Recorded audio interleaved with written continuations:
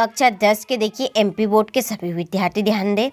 इस वीडियो में देखिए हम समाज विज्ञान का पेपर समझेंगे और इसका मैं आपको देखिए सॉल्यूशन भी प्रोवाइड कराऊंगी। ठीक, तो चलिए बिना टाइम गवाए वीडियो को स्टार्ट करते हैं। चलिए यहाँ से देखते हैं पहला क्वेश्चन।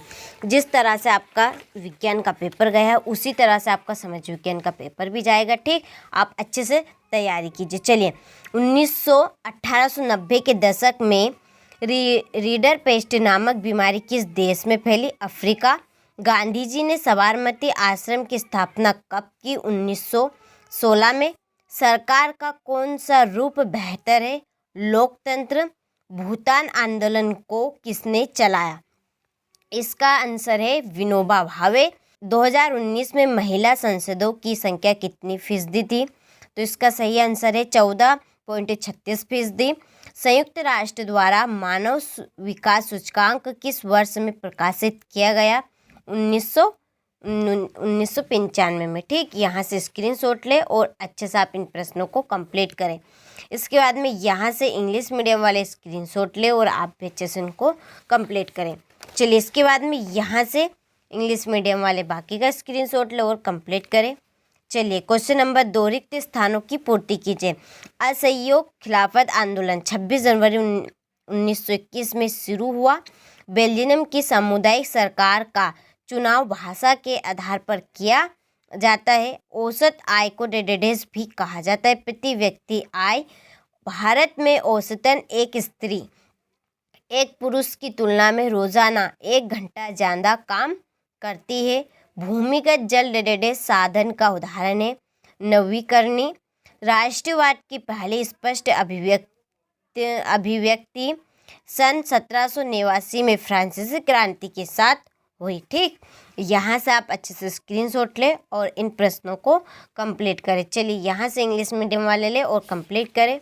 अगला क्वेश्चन देखिए, यहाँ से पहले इंग्लिश मीडियम वाले स्क्रीनशॉट ले लें और कंप्लीट करें। चलिए क्वेश्चन नंबर 3, सही जोड़ी लिखिए। ठीक, यहाँ से स्क्रीनशॉट ले और कंप्लीट करें। चलिए क्वेश्चन नंबर 4, एक वाक्य में उत्तर दीजिए। लॉर्ड बायरन कौन था? अंग्रेज कवि था। J.N. डाटा ने भारत का लोहा इस्पात कारखाना कहाँ स्थापित किया? जमशेदपुर में। लोकतंत्र शासन की अन्य व्यवस्थाओं से बेहतर है कोई बिंदु? नागरिकों में सामान्यता को बढ़ावा। इसके बाद में है 2011 की जनगणना के अनुसार भारत साक्षरता दर क्या थी? तो इसका आएगा 73%। भारत में सहकारी बैंकों की रचना किस प्रकार की गई? तो त्रिस्तरीय पर।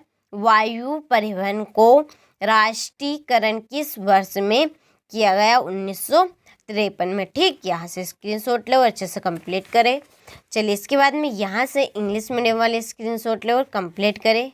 चलिए अगला क्वेश्चन है सत्य और असत्य। सेवा क्षेत्र अर्थव्यवस्था का तृतीय क्षेत्र होता है, तो यहाँ असत्य है। बैंक केवल लाभ कमाने वाले व्यक्तियों को ऋण उपलब्ध कराती है, तो यहाँ असत्य है। 5 मार्च 1931 को गांधी जी ने इरविन के साथ एक समझौते पर दस्तखत कर दिए, तो यहाँ सत्य है। 29वीं सदी की शुरुआत तक पूरे इंग्लैंड में भाप के सिर्फ 120 इंजन थे, तो यहाँ असत्य है। 1913 से 1918 के बीच कीमतें आधी रह गई थी, तो असत्य। 2011 की जनगणना के अनुसार पुरुषों की साक्षरता 76% थी, तो यहाँ असत्य है। स्क्रीनशॉट आप अच्छे से और कंप्लीट करें। चलिए इसके बाद में क्वेश्चन नंबर 6 देखिए। क्वेश्चन नंबर 6 को हम यहाँ से समझते हैं। देखिए ये संसाधन से क्या आशय है, इसके हमारे जीवन में क्या महत्व है। ठीक, चलिए इसके बाद में बांगर क्या है? भूमि निम्नीकरण क्या है? मृदा परीक्षण से क्या तात्पर्य है? प्रारंभिक जीविका निर्वाह कृषि क्या है? चलिए क्वेश्चन नंबर 9, सार्वजनिक क्षेत्र निजी क्षेत्र में अंतर। चलिए भू प्रदूषण को नियंत्रित करने के उपाय। सड़क परिवहन की विशेषता क्या है? पाइपलाइन परिवहन के महत्व बताइए। 11वां प्रश्न। चलिए इसके बाद में आयात शुल्क 13वां प्रश्न। चलिए 13वें का अथवा क्वेश्चन नंबर 14। 15वां प्रश्न। 16वां है अल्प बेरोजगारी। अंतिम उत्पादन कनेक्टर क्या है? इसकी उपयोगिता। वन और वन्य जीव संसाधनों के प्रकार व वितरण लिखिए। आरक्षित वन, रक्षित वन और अवर्गीकृत वन। जैव विविधता, एकात्मक शासन के दोष, औपचारिक ऋण अनौपचारिक ऋण में अंतर, सविनय अवज्ञा आंदोलन का वर्णन, साइमन कमीशन पर टिप्पणी लिखिए।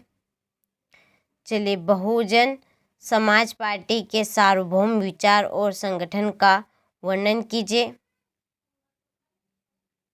चलिए सभी प्रश्नों के मैंने आपको आंसर बता दिए हैं, तो आप अच्छे से कंप्लीट करिए। 100% इसी में से आपके क्वेश्चन आएंगे। ठीक, चलिए कंप्लीट करिएगा।